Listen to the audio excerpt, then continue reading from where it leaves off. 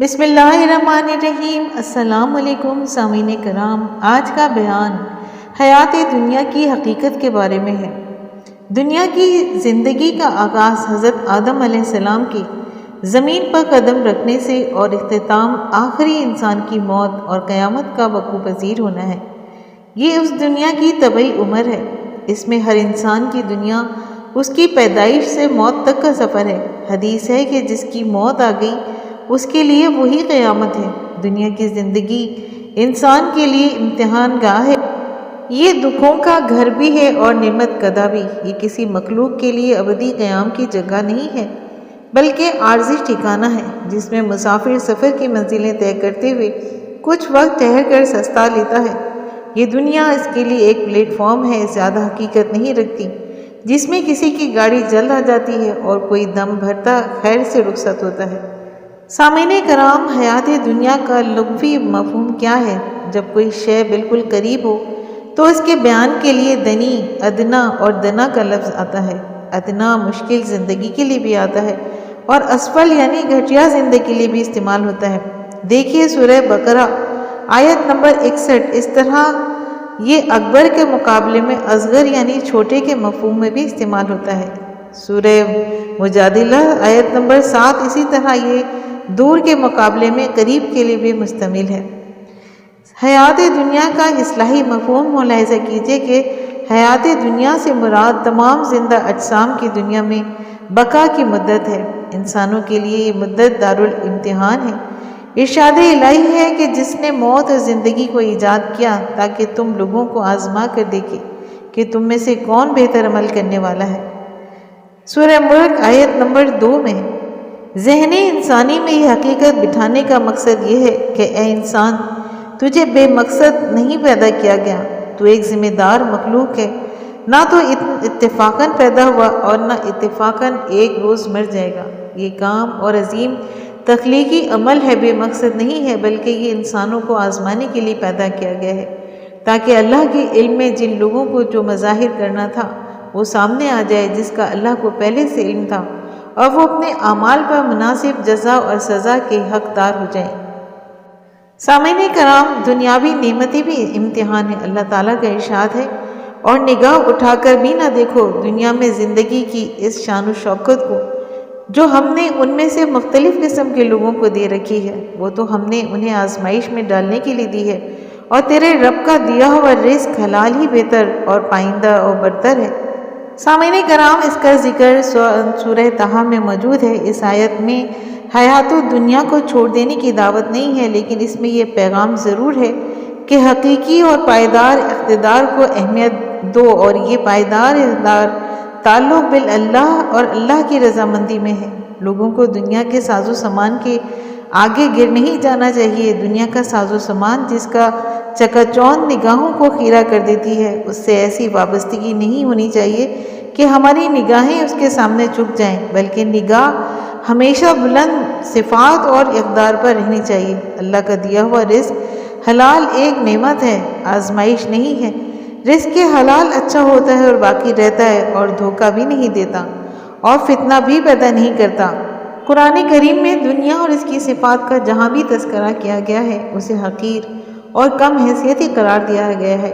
اسے کہیں متاع اور کہیں متاع الغرور کہا گیا ہے، یعنی کبھی کھیل تماشا قرار دیا اور کہیں دنیا کی زینت اور مال اور اولاد پر فخر اور اس میں آگے بڑھنے کی دوڑ بتایا ہے۔ بھاگتی دوڑتی دنیا کی زندگی انسان کو اپنے اندر مگن کر لیتی ہے۔ صبح اور شام اس تیزی سے بسر ہوتے ہیں کہ عمر عزیز کے رخصت ہونے کی خبر ہی نہیں ہوتی، اور اس بھاگتی دوڑتی جیتی جاتی زندگی کے دریا میں تلاطم اس وقت پیدا ہوتا ہے جب اس کی کوئی نعمت چھن جاتی ہے یا اس کے چھن جانے کا خطرہ پیدا ہو جاتا ہے۔ آدمی پیچھے مڑ کر دیکھتا ہے تو عمر کے 90، 80 یا 70 بہاریں بھی اس کے لیے پلک جھپکتے سے زیادہ ثابت نہیں ہوتی۔ اسے محسوس ہوتا ہے کہ ابھی تو میں اس دنیا میں آئے تھے اور ابھی جانے کا وقت بھی ہو گیا۔ جو انسان کی دنیا سے رخصت ہونے کا وقت قریب آتا ہے وہ گزشتہ زندگی کے بارے میں لامحالہ سوچتا ہے، اور اس دنیا میں دو قسم کے لوگ بستے ہیں۔ پہلا اللہ کا انکار کرنے والا، دوسرا اللہ پہ ایمان رکھنے والا۔ پہلی قسم کے لوگ زندگی کے مختلف مراحل میں مختلف ترجیحات رکھتے ہیں۔ وہ زندگی کا کچھ حصہ اپنے والدین کے لیے جیتے ہیں، پھر بیوی اور بچوں کے لیے، لیکن موت سے اگلی منزل میں ان کا کیا انجام ہوگا، ایک غیر متوقع انجام ان کا منتظر ہوگا۔ سامعین کرام، دوسری قسم کے لوگ اپنی زندگی کا ایک نصب العین رکھتے ہیں اور رب کی رضامندی حاصل کرنے کے لیے بھاگ دوڑ کرتے ہیں اور ان سوالات کے صحیح جواب تلاش کرتے ہیں جن کے بغیر وہ امتحان میں کامیاب نہیں ہو سکتے۔ ان سوالوں میں سب سے اہم اور پہلا سوال اس رب کی عبودیت اور بندگی کا ہے جس نے انسان کو تخلیق کیا، کہ انسان کی بندگی کتنے شوق اور چستی سے کی اور اس کو اچھے طریقے سے کس طرح ادا کیا۔ حقیقت یہ ہے کہ سب سے اہم سوال یہی ہے کہ اس عرضی حیات کے دور میں اپنی باغیں کس کے سپرد کیں۔ اللہ رب العالمین نے اس دارالامتحان کا سارا نصاب اپنے پیغمبروں کے ذریعے سے انسانوں تک پہنچانے کا مکمل انتظام کیا ہے، اور جسے معلوم ہو کہ اس دنیا کی چمک دمک ایک دھوکہ ہے، یہاں کی لذتیں عارضی ہیں اور زندگی تو پلک جھپکتے میں گزر جائے گی، اور جس میں ایسے مگن ہو سکتا ہے، مگر اللہ کے ماننے والوں میں ایسے بھی ہیں جو اسے مانتے تو ہیں مگر اس کی اطاعت کے دائرے سے نکل جاتے ہیں اور مقصد حیات ان کی نگاہوں سے اوجھل ہو جاتا ہے۔ ارشاد ہے کہ اگر تم ان سے پوچھو کہ زمین اور آسمان کو کس نے پیدا کیا ہے تو یہ ضرور کہیں گے کہ اللہ نے۔ کہو الحمدللہ، مگر ان میں سے اکثر لوگ جانتے نہیں ہیں۔ سامعین کرام، اس کا ذکر سورہ لقمان آیت نمبر 25 میں موجود ہے۔ یہی وجہ ہے کہ ہم دیکھتے ہیں کہ اللہ کو رب ماننے والوں کا کثیر زندگی کے معاملات میں اللہ کے طریقے کو اختیار نہیں کرتا اور یہ ایمان محض زبانی عقیدہ بن کر رہ جاتا ہے، جیسے کہ اللہ تعالیٰ نے فرمایا کہ لوگ دنیا کی زندگی کا بس ظاہری پہلو جانتے ہیں اور آخرت سے وہ خود ہی غافل ہیں۔ سامعین کرام، انسان دنیا کے ظاہر سے دھوکہ کھاتا ہے، اس کی ظاہری چمک اس کی متوجہ کرتی ہے اور دنیا کی زینتیں لذتیں اسے گھیر لیتی ہیں، وہ انہیں حقیقی آسائش سمجھ کر ان میں گم ہو جاتا ہے۔ اللہ تعالیٰ نے اسے متنبہ فرمایا، لوگوں اللہ کا وعدہ یقیناً برحق ہے، لہٰذا دنیا کی زندگی تمہیں دھوکے میں نہ ڈالے اور نہ وہ بڑا دھوکے باز تمہیں اللہ کے بارے میں دھوکہ دینے پائے۔ اس کا ذکر سورہ فاتر آیت نمبر 5 میں ہے۔ اللہ تعالیٰ نے انسان کو اس دنیا میں جو متاع دنیا عطا کی ہے وہ دو قسم کی ہے۔ پہلی کہ متاع حسن، یعنی دنیا کا سامان زیز جس نے انسان خوش حال اور قوی باز ہو کر اپنے اللہ کا اور زیادہ شکر گزار ملتا ہے، اللہ اور اس کے بندوں کے اور خود اپنے نفس کے حقوق زیادہ اچھی طرح ادا کرتا ہے، اور اللہ کے وسائل سے طاقت پا کر دنیا میں غیر و صلاح کی ترقی اور شر فساد کے استبصال کے لیے زیادہ کر کے کوشش کرنے لگتا ہے، اسے قرآن متاع حسن قرار دیتا ہے۔ اور دوسرا متاع غرور، یعنی وہ ساز و سامان جو اللہ سے پھرے ہوئے لوگوں کو فتنے میں ڈالنے کے لیے دیا جاتا ہے اور جسے دھوکہ کھا کر ایسے لوگ اپنے آپ کو دنیا پرستی اور اللہ فراموشی میں اور زیادہ گم کر دیتے ہیں۔ یہ ظاہر تو نعمت ہے مگر یہ باطن خدا کی پھٹکار اور اس کے عذاب کا پیش خیمہ ہے۔ اس کا ذکر تفہیم القرآن میں موجود ہے۔ دنیا طبعی طور پر دھوکے کا گھر ہے اور انسان دھوکہ دیتی ہے اور اپنی عارضی لذتوں اور رنگینیوں میں محو کر لیتی ہے اور عمل کے بجائے امیدوں اور آرزوؤں کو بڑھاتی رہتی ہے، جیسا کہ رسول کریم صلی اللہ علیہ وسلم نے فرمایا کہ عمر رسیدہ لوگوں کا دل دو چیزوں میں جوان رہتا ہے، دنیا کی محبت اور لمبی آرزوئیں۔ مسلم شریف کے الفاظ ہیں کہ بوڑھے کا دل محبتوں میں جوان رہتا ہے، لمبی عمر اور مال کی محبت میں وہ مشغول ہوتا ہے۔ کعب بن مالک اپنے والد مالک انصاری سے روایت کرتے ہیں کہ رسول اللہ صلی اللہ علیہ وسلم نے فرمایا کہ دو بھوکے بھیڑیے اگر بکریوں کے ریوڑ میں چھوڑ دیے جائیں تو وہ بھی اتنا فساد یعنی خرابی نہ پیدا کریں گے جتنا مال اور جاہ کی حرص آدمی کے دین کو خراب کرتی ہے۔ اس کا ذکر بھی ترمذی میں موجود ہے۔ انسان جوان ہو یا بوڑھا ہو، اس کی ہر دور میں کچھ خواہشات ہیں جو اسے لپٹ جاتی ہیں اور آخرت کی یاد سے غافل کر دیتی ہیں، اور دنیا کے بٹے انہیں خواہشات کے حصول میں اندھے ہو جاتے ہیں۔ جب ان کی ممکن والحصول خواہشات پوری ہوتی ہیں تو کچھ نئی خواہشات ان کے دل میں بسیرا کر لیتی ہیں اور وہ پہلے سے بڑھ کر جانفشانی سے ان کو حاصل کرنے کی دوڑ میں لگ جاتے ہیں۔ وہ دنیا کی نعمتوں سے سیراب ہونا چاہتے ہیں، مگر وہ جس قدر اسے حاصل کرتے جاتے ہیں ان کی پیاس بڑھتی چلی جاتی ہے، یہاں تک کہ قبر کی مٹی ہی ان کی خواہشات کا خاتمہ کرتی ہے۔ سامعین کرام، یہ تمام نعمتیں ابرار کو ملیں تو ان کے جنت کے راستے کو قریب کر دیتی ہیں، اور اشرار کو ملیں تو جہنم کا راستہ بن جاتی ہیں۔ ہر انسان کا انجام اپنی نیت اور عمل کے مطابق پائے گا۔ دنیا کی نعمتوں کے بارے میں بندے کو متوازن رویہ اختیار کرنا چاہیے۔ انہیں حاصل کرتے ہوئے اور انہیں استعمال کرتے ہوئے انسان اپنے احسن تقویم کی حالت کو قائم رکھے اور اسفل السافلین کے درجے پر نہ پہنچے۔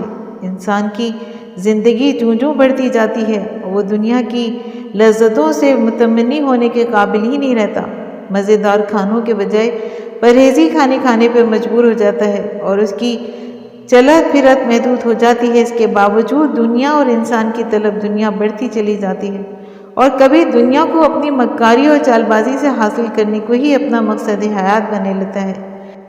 کتنے ہی لوگ جو زمینوں کے فراڈ میں ملوث ہیں اور جن کی موت کے بعد انہی لوگوں کی جانب سے مغفرت کی دعاؤں کے بجائے احتجاج اور بددعاؤں کے حصے میں آئیں گے۔ اسی طرح یہ دنیا کی زندگی ان کے لیے فائدہ مند ثابت ہونے کے بجائے ان کے خلاف مقدمے کا ثبوت بن جائے گی۔ حضور اکرم صلی اللہ علیہ وسلم نے اپنے صحابی رضی اللہ تعالیٰ عنہ سے پوچھا کہ اے ابو ذر، کیا تم مال کی کثرت کو غنا اور تونگری سمجھتے ہو؟ غنا تو دل کا غنا ہے اور فقر دل کی تنگ دستی ہے، اور جس کا دل غنا ہو اسے دنیا میں کچھ بھی ملے وہ اس کے لیے ضرر رساں نہیں ہوتا، اور جس کے دل میں فقر ہوتا ہے اسے جتنی کثرت سے بھی دنیا مل جائے اسے غنی نہیں بناتی، اور اس کے نقصان کے لیے اس کی بخیلی ہی کافی ہے۔ سامعین کرام، مومن دنیا کی مہلت کو غنیمت تصور کرتا ہے اور دوڑ لگا کر آخرت کے لیے حسنات جمع کرتے ہیں۔ وہ اللہ تعالیٰ کا قرب حاصل کرنے کی کوشش کرتا ہے۔ اس کے لیے کبھی رات کی گھڑیوں میں جب دنیا سو رہی ہوتی ہے اس کے حضور کھڑا ہو جاتا ہے اور تہجد ادا کرتا ہے۔ وہ فرائض کو ان کے اول وقت میں ادا کرتا ہے اور اس کی زندگی میں محبوب مقام مسجد ہوتی ہے، جس جانب اس کے قدم بڑی سرعت سے اٹھتے ہیں۔ قرآن کی تلاوت، تفہیم اور اس میں عمل اس کا شوق بن جاتا ہے۔ وہ اللہ کی راہ میں اپنے خون پسینے کی کمائی خوشی سے خرچ کرتا ہے اور اپنے والدین، عزیز و اقارب اور بال بچوں پر بھی خرچ کرتا ہے۔ وہ معاشرے کی ضرورت مندوں پر بھی وہ کمائی کے لیے نکلتا ہے تو حلال راستے کا انتخاب کرتا ہے اور مال حرام سے اپنا دامن بچاتا ہے، خواہ اس کی کثرت کتنی ہی نگاہوں کی خیرہ کرنے والی کیوں نہ ہو۔ وہ دنیا میں توحید کا علم بلند کرتا ہے، رسول اللہ صلی اللہ علیہ وسلم کی اطاعت اور اتباع کو اللہ کی محبت کے حصول کا ذریعہ سمجھتا ہے، اور وہ دین اسلام کا پرچم سر بلند کرنے کے لیے کوشاں رہتا ہے۔ وہ دنیا میں ایک مسافر کی طرح رہتا ہے جو دنیا کے مناظرے سے لطف اندوز ہوتا ہے اور اس کی نعمتوں کو خوشی سے استعمال بھی کرتا ہے، مگر اپنی منزل آخرت کو نہیں بھولتا۔ اس کے لیے دنیا ایک کھیتی ہے، جو یہاں بوئے گا وہی آخرت میں کاٹے گا۔ اس کھیتی میں اللہ کی راہ میں خرچ کا ایک دانہ 700 گنا ہے، اس سے بھی زیادہ نفع بخش ہو سکتا ہے۔ اس لیے وہ ضرورت سے زائد اشیاء کی سرمایہ کاری اللہ کے ہاں کرتا ہے۔ وہ جانتا ہے کہ فتح سے پہلے خرچ اور جاں فشانی کا اجر فتح کے بعد کی خرچ اور جاں فشانی سے زیادہ ہے، اسی لیے وہ پسے ہوئے مسلمانوں کی مدد کے لیے تڑپ اٹھتا ہے، خواہ وہ اس کے ملک میں ہو یا دنیا کی حدود میں کہیں بھی وہ مال سے اعانت کرتا ہے، کہیں اخلاقی اور سفارتی حمایت، کہیں ان کے لیے ڈھال بن جاتا ہے، اور کبھی بے بسی سے اللہ کے حضور ان کے لیے دست بستہ دعا کرتا ہے، اور اس کی زندگی محض اس تک محدود نہیں بلکہ وہ تمام انسانوں کی خیر کے لیے کوشاں رہتا ہے۔ سامعین کرام، رسول اکرم صلی اللہ علیہ وسلم نے فرمایا کہ جس نے اپنے سارے غموں کو ایک ہی غم بنا لیا، یعنی آخرت کا غم، اللہ تعالیٰ اس کے سارے غموں کے لیے کافی ہو جائے گا، اور جس کی ساری پریشانی دنیا کے غم ہوئے، اللہ کو کوئی پرواہ نہیں کہ وہ کسی وادی میں ہلاک ہوتا ہے۔ ارشاد الہی ہے کہ لوگوں، تمہاری یہ بغاوت تمہارے خلاف ہی پڑ رہی ہے، دنیا کے چند روزہ مزے ہیں، لوٹ لو، پھر ہماری طرف تمہیں پلٹ کر آنا ہے، اس وقت ہم تمہیں بتا دیں گے کہ تم کیا کرتے رہے ہو۔ دنیا کی یہ زندگی جس کے نشے میں مست ہو کہ تم ہماری نشانیوں سے غفلت برت رہے ہو، اس کی مثال ایسی ہے جیسے ہم نے آسمان سے پانی برسایا تو زمین کی پیداوار جس آدمی اور جانور سب کھاتے خوب گھنی ہو گئی۔ پھر عین اس وقت جب کہ زمین اپنی بہار پر تھی اور کھیتیاں بنی سبری کھڑی تھیں اور ان کے مالک سمجھ رہے تھے کہ ہم ان سے فائدہ اٹھانے پر قادر ہیں، یک ایک رات کو یا دن کو ہمارا حکم آ گیا اور ہم نے اسے ایسا غارت کر کے رکھ دیا کہ گویا کل وہاں کچھ تھا ہی نہیں۔ اس طرح ہم اپنی نشانیاں کھول کھول کر پیش کرتے ہیں ان لوگوں کے لیے جو سوچنے سمجھنے والے ہیں۔ اس کا ذکر سورہ یونس آیت نمبر 24 میں موجود ہے۔ دنیا کی زندگی عجیب بات ہے کہ یہ جلد زوال پذیر ہے، اسے اللہ تعالیٰ نے عاجلہ قرار دیا ہے، اس کے باوجود لوگ اس پر فریفتہ ہیں۔ جیسے بارش سے کھیتی سرسبز ہو جاتی ہے اور باغ کے پھل تر و تازہ ہو جاتے ہیں، زمین شاداب اور پر رونق ہوتی ہے، اس کے مالک سمجھتے ہیں کہ اب ہماری کھیتی ہر حادثے سے نکل گئی ہے، اب اس پر کوئی مصیبت نہیں آئے گی کہ یکدم اللہ کا حکم آ پہنچتا ہے اور مختلف ارضی و سماوی اور حوادث کی وجہ سے اللہ بھرے پورے باغوں اور سبز لہلاتی کھیتوں کو تباہ کر کے رکھ دیتے ہیں، ریزہ ریزہ اور بھوسا بنا دیتا ہے۔ یہی حالت دنیاوی زندگی کی ہے۔ سامعین کرام، اگر آپ پانی کو مٹھی میں بند کرنا چاہیں تو وہ اس سے بہہ جائے گا، اسی طرح دنیا ہے، آپ اسے جتنا بھی قابو کرنے کی کوشش کریں گے وہ آپ کے ہاتھوں سے پھسل جائے گی۔ غافلوں کی دنیا ہے یہ۔ حضرت عبداللہ بن مسعود رضی اللہ تعالیٰ عنہ سے روایت ہے کہ میں ایک مرتبہ رسول اللہ صلی اللہ علیہ وسلم کے پاس گیا۔ آپ صلی اللہ علیہ وسلم چٹائی پر سو کر اٹھے تھے اور آپ کے جسم مبارک پر اس کے نشانات تھے۔ ہم نے کہا کہ اے اللہ کے رسول صلی اللہ علیہ وسلم، آپ اجازت دیں تو ہم آپ کے لیے گدا بنا دیں تاکہ وہ آپ کے جسم اور چٹائی کے درمیان حائل ہو کر آپ کو بچا لیں۔ آپ صلی اللہ علیہ وسلم نے فرمایا کہ مجھے دنیا سے کیا سروکار، میرا دنیا سے اتنا ہی تعلق ہے جتنا ایک مسافر کا جو ایک سایہ دار درخت کے نیچے لیٹا اور پھر اسے چھوڑ کر چل دیا۔ اس کا ذکر بھی ترمذی میں موجود ہے۔ ہم سب کے لیے رسول کریم صلی اللہ علیہ وسلم سے کتنی پیاری وصیت کی ہے کہ حضرت عبداللہ بن عمر رضی اللہ تعالیٰ عنہ کہتے ہیں کہ آپ صلی اللہ علیہ وسلم نے مجھے کندھوں سے پکڑ کے فرمایا کہ دنیا میں اس طرح رہو جیسے تم اجنبی ہو یا کوئی راہ گزرتے مسافر ہو۔ ابن عمر رضی اللہ تعالیٰ عنہ کہا کرتے تھے کہ جب شام ہو جائے تو صبح کا انتظار نہ کر اور جب صبح ہو تو شام کا انتظار نہ کر، اپنی صحت کے زمانے میں مرضی کے لیے بھی توشہ جمع کر لے اور اپنی زندگی ہی میں موت کی تیاری کر لے۔ اس کا ذکر بھی صحیح بخاری میں موجود ہے۔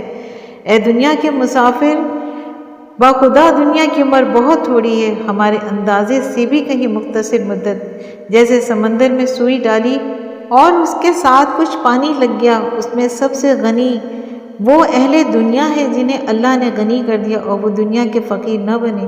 بس غفلت سے بیدار ہو جاؤ، یہ دنیا کوچ کر رہی ہے اور زندگی کا کوئی بھروسہ نہیں، زمین اپنے کناروں سے لپٹی چلی جا رہی ہے اور کوئی دن اس دنیا کی جدائی کا آیا ہی چاہتا ہے۔ کچھ عرصہ کچھ کرنے کے لیے منصوبہ دھرے کے دھرے رہ جائیں گے۔ جس بڑھاپے، فرصت، توانگری اور مثالی صحت کی آس اس امید میں موجودہ لمحات اور مہلت عمل کو ضائع کر رہے ہیں وہ شاید کبھی میسر نہ ہو۔ روز شب کی اس حرکت اور آنے جانے میں نہ جانے کون سا لمحہ ہماری زندگی کے چراغ گل ہونے کا لمحہ ہے۔ موت اچانک چمٹ لیتی ہے، مرض اچانک حملہ آور ہو جاتا ہے اور کبھی کوئی اچانک حادثہ زندگی سے محروم کر دیتا ہے اور کبھی آپ صحیح سلامت اپنے بستر پر سوتے ہیں اور بیداری ہی نہیں ہوتے۔ سامعین کرام، امید کرتی ہوں کہ آپ کو حیات دنیا کی حقیقت جان کر آپ کی علمی معلومات میں یقیناً اضافہ ہوا ہوگا۔